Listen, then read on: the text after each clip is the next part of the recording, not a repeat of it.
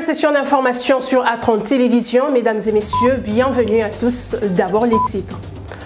Au lendemain des dégâts causés par la pluie qui s'est abattue mardi dans la capitale, ce sont des réactions qui s'enchaînent et qui se ressemblent. Toutes les personnes interrogées et celles qui ont réagi sur la toile appellent le gouvernement à assumer ses responsabilités. Le chef de l'État a décidé d'écourter sa visite aux États-Unis pour compatir avec la population après le désastre. Depuis Washington, Félix Tshisekedi a formulé un plaidoyer pour obtenir des sanctions contre le Rwanda, pays qui endeuille l'Est de la République démocratique du Congo. L'épidémie de choléra officiellement déclarée dans la province du Nord Kivu, elle touche principalement le territoire de Nyiragongo où sont hébergés les déplacés de la guerre des M23 contre la République démocratique du Congo. C'est tout pour les titres, à présent le développement. Bonsoir, je l'ai annoncé dans les titres. Le chef de l'État Félix Tshisekedi a décidé de courter son voyage à Washington où il prend part au sommet USA-Africa. Félix Tshisekedi regagne Kinshasa ce jeudi pour observer ensemble avec la population le deuil national après la pluie qui a frappé Kinshasa mardi. Le président de la République a, depuis Washington, interpellé la communauté internationale sur cette catastrophe. On l'écoute. Mettre à votre connaissance le drame que mon pays vit depuis quelques heures cette nuit, ensuite des pluies diluviennes conséquentes du règlement climatique qui ont causé des centaines de pertes en vies humaines et des dégâts matériels énormes qui auraient dû pourtant être évités si les engagements des pays pollueurs étaient respectés depuis plus de 13 ans. Toute ma pensée est tournée vers mes compatriotes en ce moment victimes de cette catastrophe naturelle. Il est donc impérieux d'agir vite et maintenant.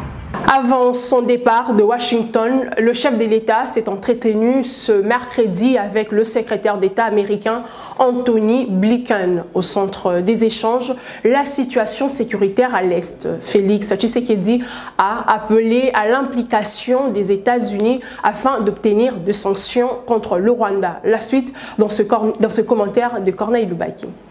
C'est dans le cadre du sommet sur le partenariat entre les États-Unis et l'Afrique que le chef de l'État, Félix Tshisekedi, a échangé avec le secrétaire d'État américain Anthony Blinken. Face à la situation sécuritaire inquiétante à l'est de la République démocratique du Congo, le président Félix Tshisekedi a sollicité plus d'implication des États-Unis dans la résolution de ces conflits, en prenant notamment des sanctions contre le Rwanda, pays qui agresse le Congo-Kinshasa par l'étréchement des rebelles M23. Ensemble, Félix Tshisekedi et Anthony Blinken ont réitéré leur soutien au processus de Nairobi et à la feuille des routes de Luanda. Les États-Unis et la RDC exigent l'application sans condition des résolutions de Luanda instaurant un cessez-le-feu et le retrait du M23. Le président congolais et le secrétaire d'État américain ont également pris part à une conférence sur les changements climatiques. Lors de ces assises, Tshisekedi Tshilombo a rappelé la place qu'occupe la RDC dans le cadre de la lutte contre les changements climatiques. Il a insisté également sur le respect des engagements des pays industrialisés pour le financement de l'adaptation au changement climatique de pays africains. Restons toujours à Washington où l'artiste Fally Ipupa a presté au dîner de l'Atlantic Council organisé en marge du sommet USA-Africa auquel prend part le chef de l'État Félix Tshisekedi. Devant plusieurs dirigeants africains et américains, l'artiste a porté le message de son pays en dénonçant l'agression rwandaise. Suivez. Il y a des gens qui se font tuer à l'est de notre pays. Il y a des guerres. Il y a des gens qui se font massacrer, des familles, des femmes, des enfants, à cause d'une guerre qu'on ne comprend pas. Et aujourd'hui, personne n'en parle. J'en profite d'ailleurs pour vous dire, de relayer le message et surtout passer le message à la communauté internationale, à tous ces organismes internationaux, car ce qui se passe au Congo, c'est vraiment pas acceptable. Il y a trop de morts, ça doit cesser. Et même d'autres Africains s'en foutent carrément. Personne n'est passé. Personne n'en parle. Les gens font semblant de ne rien entendre, mais moi, en tant qu'Africain, je suis fier de l'être. Et je suis un enfant du Congo. Je vais dire à mes frères, il faut être ensemble, il faut être solidaires. 3 jours de deuil national décrétés par le gouvernement après la pluie diluvienne qui s'est abattue mardi dans la ville de Kinshasa. Décision prise sur instruction du chef de l'État d'après le vice-premier ministre en charge de l'Intérieur qui s'est exprimé à l'issue d'une réunion des crises convoquée en urgence par le premier ministre Jean-Michel Sama Lukonde. Le compte rendu dans cet extrait sélectionné par Yannick Ekouchou. Son Excellence, Monsieur le Président de la République, a demandé au Premier ministre, qui à son tour nous a instruit de pouvoir présenter leurs condoléances les plus attristées à toutes les familles éprouvées ces jours. Et donc, à partir de demain, le Congo est en deuil. Après que nous ayons fait les points et que le président de la République nous ait donné des instructions. Il a été décidé, entre autres, que des démolitions soient faites sur des sites bien identifiés. Le gouverneur de la province de Kinshasa a été instruit de pouvoir identifier tous ces sites, prendre un acte pour que nous puissions être en conformité avec la loi. Et le plus rapidement possible, cela devra être fait. Fermer, et ça c'est une fois de plus, les sites qui posent des problèmes à ce jour. Le gouvernement provincial de Kinshasa va assurer la prise en charge des funérailles des personnes décédées à la suite de la pluie. Annonce faite par le gouverneur de la ville de Kinshasa, Jean-Tini Ngobila. À travers son communiqué, le patron de la ville de Kinshasa appelle à la prise de conscience collective sur la nécessité de respecter les règles urbanistiques en s'abstenant de jeter des immondices dans les rivières et dans les caniveaux. Le premier citoyen présente ses condoléances aux familles éprouvées. Des réactions au lendemain du drame causé par la pluie d'hier mardi dans la capitale congolaise. Plusieurs personnalités ont présenté leurs condoléances aux familles éprouvées et tout en interpellant le gouvernement à assumer ses responsabilités. Le condensé de ces réactions dans ce commentaire de Josué Bangbazo rendu par Naomi Massanga. De nombreux messages de condoléances se multiplient sur la toile après la pluie qui a endeuillé mardi la ville de Kinshasa. Le président de l'ECD déplore des morts qui pouvaient être évitées. Martin Fayoulou a écrit, je cite, « La pluie diluvienne de ce matin à Kinshasa, ville de construction anarchique, a fait déborder nos rivières non curées et nos caniveaux bouchés, emportant malheureusement les vies d'une centaine de nos compatriotes. » Fin de citation. De son côté, Jean-Pierre Bemba, dépassé par le nombre de morts, a noté des décès considérables causés par les pluies diluviennes qui se sont abattues sur Kinshasa et présente ses condoléances et sa solidarité envers les compatriotes victimes des inondations. Pour sa part, Moïse Katumbi appelle les autorités à tirer toutes les responsabilités. L'absence de curage et de drainage des eaux a transformé certains quartiers en cimetières, a-t-il indiqué. L'ancien Premier ministre Adolphe Muzito a quant à lui rappelé sa proposition d'urbaniser la commune de Maluku pour que la moitié de la population quinoise y habite. J'avais dans mon 6e tribune en 2015, Kinshasa, l'enfer au paradis, proposé l'extension de Kinshasa vers Maluku, afin d'y planter la moitié de la population quinoise actuelle, a écrit le président de Nouvel Élan. Par ailleurs, le prix Nobel de la paix, le Dr Denis Mukwege, s'est dit affligé par les pertes humaines suite aux inondations. Le gynécologue congolais attristé a présenté ses sincères condoléances aux familles de victimes. Les dégâts de la pluie suscitent également de réactions dans le chef des Kinois. Les uns et les autres appellent le gouvernement à avoir un œil regardant sur les constructions des infrastructures pour que pareille situation ne se reproduise plus. Reportage de James Mouchia et Galva Tuzolana. La pluie qui s'est abattue mardi 13 décembre sur la ville de Kinshasa a causé non seulement d'énormes dégâts matériels, mais aussi des pertes en vies humaines. Le bilan provisoire fait état de plus de 100 morts, sans compter des dégâts matériels importants. Une perte énorme qui ne laisse pas indifférent des Kinois. Des regrets et pleurs, les habitants de la capitale ont exprimé leur ras-le-bol aux autorités pour éviter pareille situation. Bakarnivo basala biso na gouvernement. Population comme ça ngo pas ko boka matite na bango pas bosoto bakarnivo tonda wana population mutazala pas responsabilité wana. Donc population est musuza pas responsabilité mabezo ya na kati na bango. Bon, deuxième préoccupation na ngana kopesa na gouvernement parce que gouvernement peut azo créer babiloko wana population ba kobimisa biloko wana tracer et vandi pene ezongi lisusu. Aussi longtemps que gouvernement muto kopesa ba moyen ba camion ya parce que tango ba kobimisa biloko wana tracer bazu ba camion ba tiango ekei mais kenda kate. Mais babukumisa bazali na kati la quartier bazo ma biloko nyonso wana. Combien de fois na mboka oyo toko décréter ba deuil national? Trop c'est trop. Vraiment ekomi koleka ya mingi. Gouvernement ozawana ozomona makambo ebele za ko se passer mais ozotala kaka boye. Ça fait mal. Comment se fait-il que vous permettre ba bourgmestre ba chef de quartier bazoteka na bango banda ko soki na ba $100 soki na ba combien na ba milliers oyo bakoka ko teka te. Entre temps gouvernorat na biso zawana gouverneur de la ville bozotaka kaka boye. Mboka mobimba bozwaka ba décision soki kaka problème salami ezala raté. C'est pas normal. Premièrement, il faut appeler ça, mes condoléances à ma famille, aux autres pères de Bantou, à cause de Bamboula. Vraiment, Bisso est touché, Bisso m'a cassé tant aux autres bandes de Bisso, normalement, ça l'a Bisso bien té. Ce que total, il y a parti à 2002, 2003, 2004. Nakisha Satamboule beta kindengenin inondation c'est la quitté. Te beta kindengenin inondation et ça la quitté. Mais pour le moment tant toujours wawa.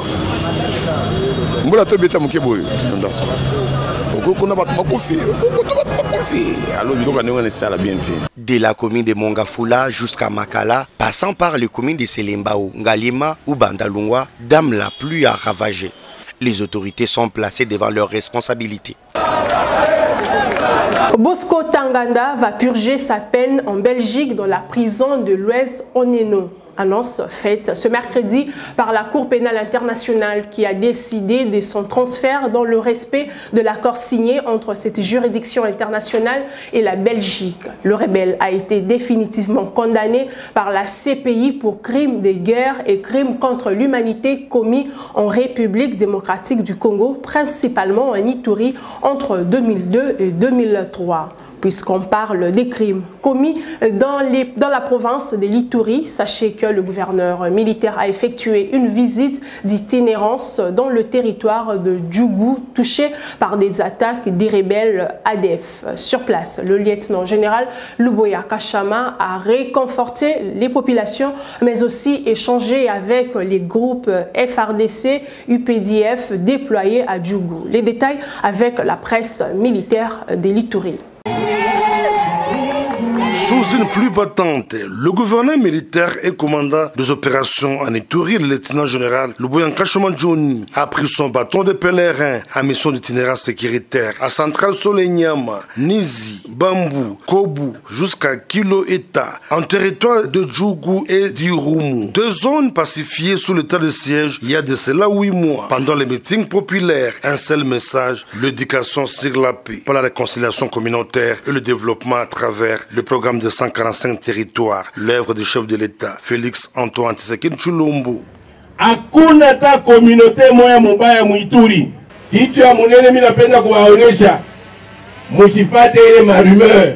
Tunasikilizana? Ndio. Tunasikilizana? Ndio. Tukiikale muamani, tutafanya kazi, tutapata pesa na maisha itakuwa mzuri. Tunasikilizana?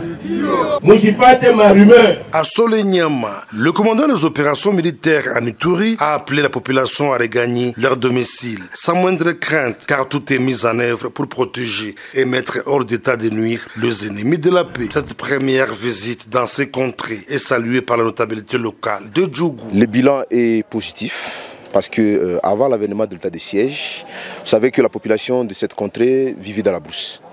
Nous avons passé des moments très difficiles. Aujourd'hui, et grâce au bon sens, à la bonne volonté du gouverneur, la population est revenue vivre dans son milieu habituel et la population est en train de vaquer librement ses occupations. Soucieux de booster l'économie de la région de Mungwalu, le gouverneur de province a palpé du doigt le travaux de réhabilitation du pont Saou à la base du blocage de ces tronçons Kilo Mungwalu, long de 30 km exécutés par l'Office des routes. Signalons que le réconfort moral aux déplacés internes est l'un des points inscrits dans cette itinérance sécuritaire. La province du Nord Kivu frappée par une nouvelle épidémie de choléra, précisément dans les territoires de Nyiragongo où vivent plusieurs déplacés des attaques des rebelles M23. C'est le gouverneur militaire, le lieutenant-général Constant Ndima, qui a fait l'annonce ce mercredi. Regardez. Après analyse, le laboratoire confirme la présence de vibrions choléra dans 149 échantillons, alors qu'un seul cas de choléra est synonyme d'épidémie. Sur ce, conformément aux dispositions constitutionnelles, je déclare l'épidémie de choléra dans la province du Nord Kivu et plus précisément dans les territoires de Nyiragongo. Et sollicite par la même occasion la solidarité du gouvernement de la République et des partenaires techniques et financiers en faveur de la population du Nord Kivu, déjà victime des conséquences d'autres crises. À l'ensemble de la population, je recommande le respect strict des mesures d'hygiène, notamment le lavage de mains, l'utilisation correcte des latrines, l'utilisation de l'eau potable ou traitement de l'eau de boisson, d'éviter de manipuler les cadavres et coopérer avec les agents de santé en ces temps d'épidémie, tout en signalant et en amenant au centre de santé le plus proche tout cas de diarrhée. À l'Assemblée nationale, les députés nationaux ont examiné le rapport des vacances parlementaires. Au total, 273 députés nationaux sur 500 ont présenté leur rapport des vacances de juin en septembre 2022. Une régression de production due notamment à la non-prise en compte des recommandations des élus nationaux par l'exécutif. C'est ce qu'a fait savoir la commission spéciale chargée d'exploiter les rapports lors de la plénière du mardi au Palais du Peuple. Commentaire Élisée Mafou.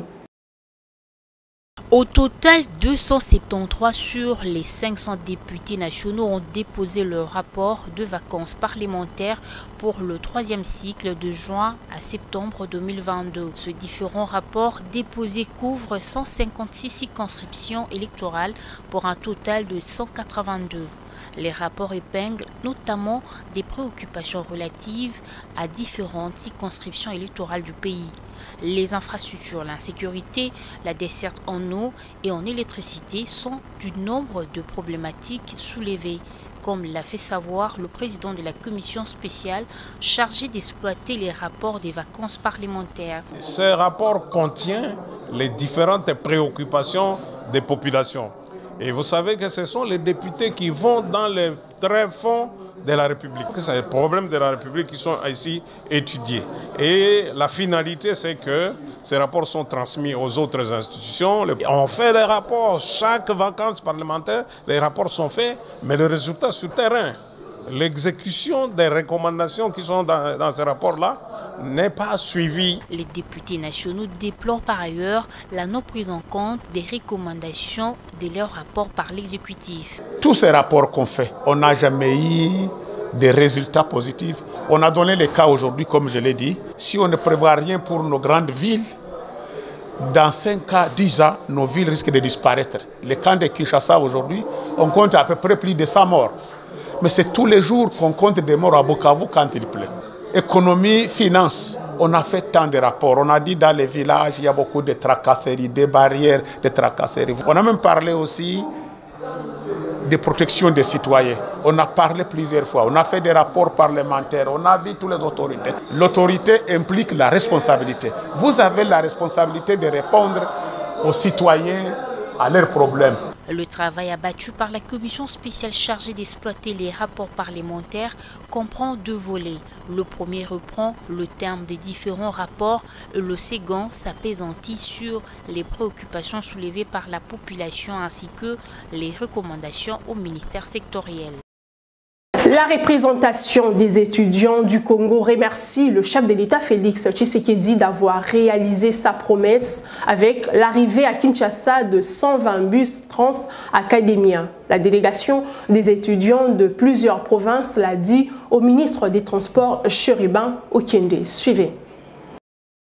Ayant appris l'arrivée à Kinshasa des 120 bus transacadémiens réceptionnés dimanche par le ministre des Transports, Voies des Communications et des Désenclavements, le comité dirigeant du regroupement des étudiants du Congo a sollicité et obtenu de Chérubin Okende une rencontre.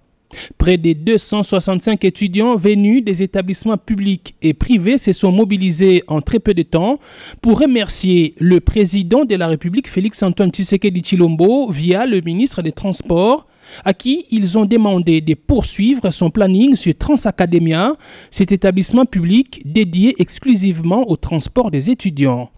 Chaque coordination estudiantine était représentée par le président, le ministre des Transports et le ministre des Finances. Parmi les étudiants venus voir Chérubin Okende, qui avait à ses côtés le vice-ministre Marc Kila figuré, les délégués des universités de la Mongala, de la Chopo, du Sud Kivu et du Grand Bandundu.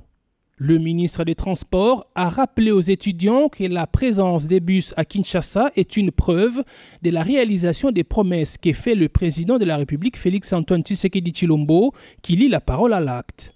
Vous voyez qu'il y a des preuves tangible. Je crois qu'à l'occasion de la remise de bus transacadémiens, je vais aussi vous présenter le conseil d'administration qui vient d'être nommé par le chef de l'État. Vous avez suivi, les bus sont là, mais c'est un premier lot. Il y a ensemble, le lot global est de 600 bus. Il n'y aura pas que Kinshasa. C'est la communauté estudiantine nationale et qui se retrouve aussi dans les provinces. Il y a déjà une étude qui est menée, technique qui est menée, mais qui sera appliquée par le conseil d'administration et la direction générale de Transacadémia. Je souhaite que votre leadership se manifeste également dans l'accompagnement et l'encadrement des étudiants pour protéger ce bien qui vous appartient. Après la rencontre, les étudiants ont pris les bus Transacadémia pour se rendre au Palais du Peuple où les autres bus sont gardés. Selfie par-ci, visite par-là, les étudiants étaient visiblement aux anges en palpant ces engins roulants. Je suis très heureux et d'ailleurs nous avons une joie immense de pouvoir voir ce que le président de la République est en train de faire et beaucoup plus pour nous les jeunes. Nous avons, depuis que nous sommes nés jusqu'à aujourd'hui, on n'a jamais bénéficié de cette grâce d'être gracié avec des bus et il y a un confort très élevé. C'est une grande joie pour nous, les étudiants et aussi les élites de demain. À la fin, les étudiants ont été raccompagnés par les bus Transacadémia, leur bus. C'était l'essentiel de l'actualité de ce mercredi. Restez branchés sur A30 Télévision. C'est ainsi que prend fin cette session d'information. Le prochain rendez-vous est pour demain.